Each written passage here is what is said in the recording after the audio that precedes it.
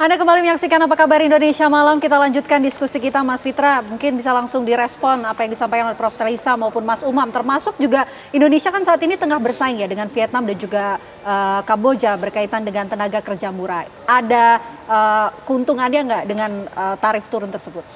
Ya sangat diuntungkan ya, karena memang secara relatif, kita kan bicara dengan konteks relativitas ya.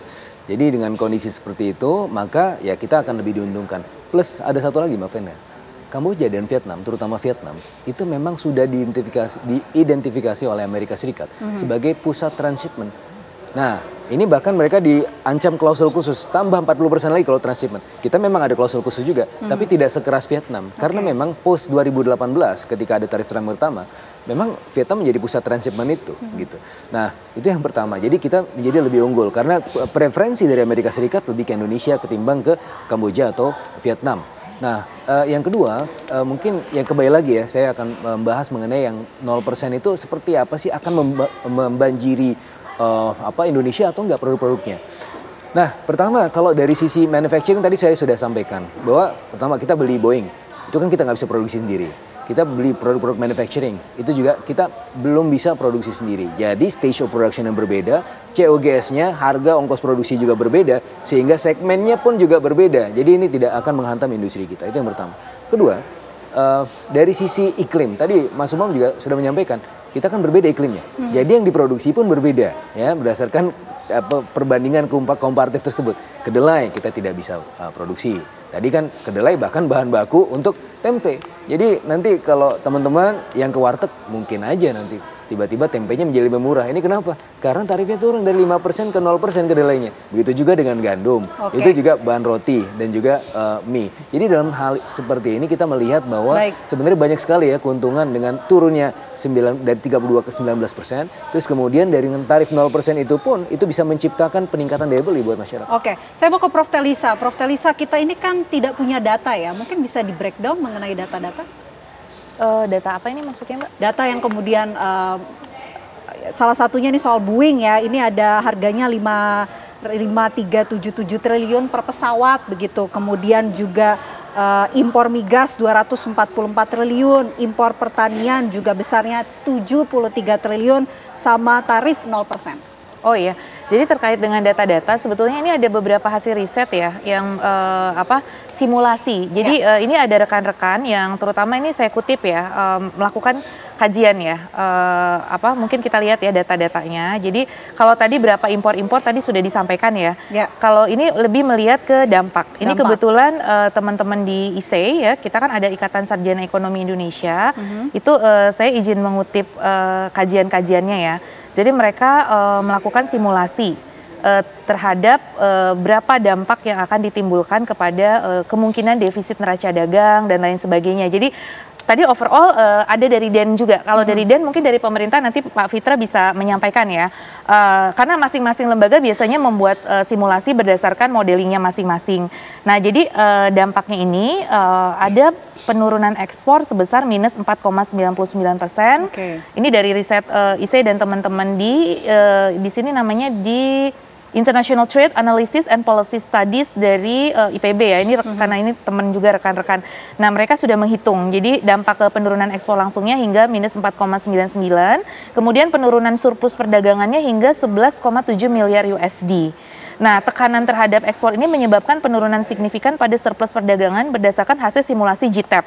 Nah, tadi infonya dari DEN juga menggunakan GTAP. Nah, tetapi kan kadang gitu ya, asumsinya apa, modeling kalibrasinya apa gitu untuk GTAP itu sendiri. GTAP kan salah satu tools untuk mengakses dampak simulasi perdagangan menggunakan konsep general equilibrium.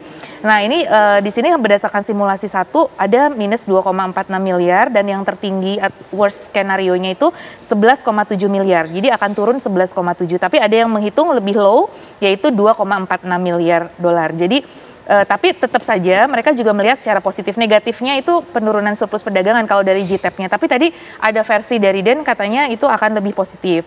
Nah, peluang relokasi industri juga akan mengalami peningkatan.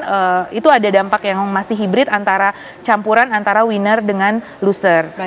Dan nanti ada dampak ke kesejahteraan. Tapi hasil dari penelitian ini juga mengkonklud kepada pertumbuhan ekonomi. Pertumbuhan ya. Iya, baik. itu akan tetap stagnan di 5%-an gitu. Tetap stagnan di 5% ya, tetap Prof. stagnan Telisa. di 5%. Baik, Karena ada plus minus tadi kan. Ada plus minus itu tadi ya. Saya bisa jawab sedikit gitu. Sebentar, saya mau ke Mas Umam terlebih dahulu, Mas Fitra. Mas Umam, kami ingin tahu begitu mengenai political gain yang sebetulnya bisa didapatkan dari tarif ini. Begini, dalam konteks politik internasional, saya pikir ini momentum yang sangat luar biasa, memberikan pelajaran penting. Karena bagaimanapun juga ini bukan Indonesia berhadapan dengan Amerika. Ini situasi di mana Amerika berhadapan dengan dunia. Dan ini kemudian meletakkan satu basis renegosiasi dalam skala yang sangat besar. Dan kita belum pernah melihat, misalnya ya di Asia Timur, tidak pernah yang namanya China duduk baik-baik, bernegosiasi, membicarakan masa depan ekonomi regional, misalnya dengan Jepang dan juga dengan Korea Selatan.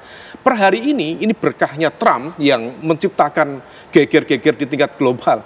Itu ketiga negara bisa duduk bersama. Dan oleh karena itu Indonesia sendiri, kita juga tetap harus mengambil situasi ini sebagai sebuah upaya untuk yang pertama, yang paling utama adalah melakukan proteksi terhadap industri strategis kita.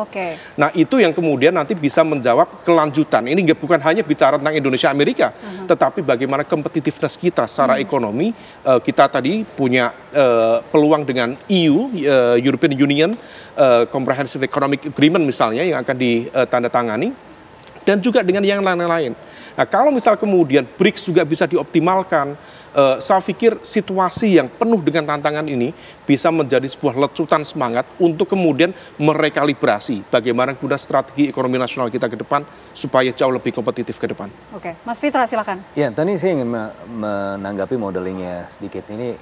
Jadi pertumbuhan ekonomi itu tidak hanya berasal dari ekspor ya. Jadi ketika ekspornya pun terkontraksi dan memang dalam model yang kami kembangkan dari UDN itu juga ada potensi kontraksi ekspor. Kenapa? Karena dengan adanya tarif, demand dari Amerika Serikat sudah pasti turun gitu ya. Cuma memang secara relatif ketika misalnya kita impor kedelai, impor jagung segala macam itu menjadi input produksi sehingga dalam konteks consumer surplus ya menjadi lebih tinggi dan akhirnya apa itu punya potensi peningkatan pertumbuhan ekonomi 0,5%, peningkatan kesejahteraan 0,6%, peningkatan penyerapan tenaga kerja 1,3%. Itu yang pertama. Terus yang kedua tadi saya sepakat dengan Mas Umam, jadi memang ini tidak Indonesia dengan Amerika tapi ini kita harus bicara mengenai all interplaying actors di sini ya. Jadi makanya kenapa kita kemudian menjadi lebih penetratif bisa ke pasar Amerika Serikat? Karena yaitu kita tidak berkompetisi secara langsung, justru Amerika Serikat yang berkompetisi sekarang untuk masuk ke Indonesia dengan China, dengan Uni Eropa dan seterusnya. Dan bahkan kita bisa memanfaatkan peluang itu dengan baik.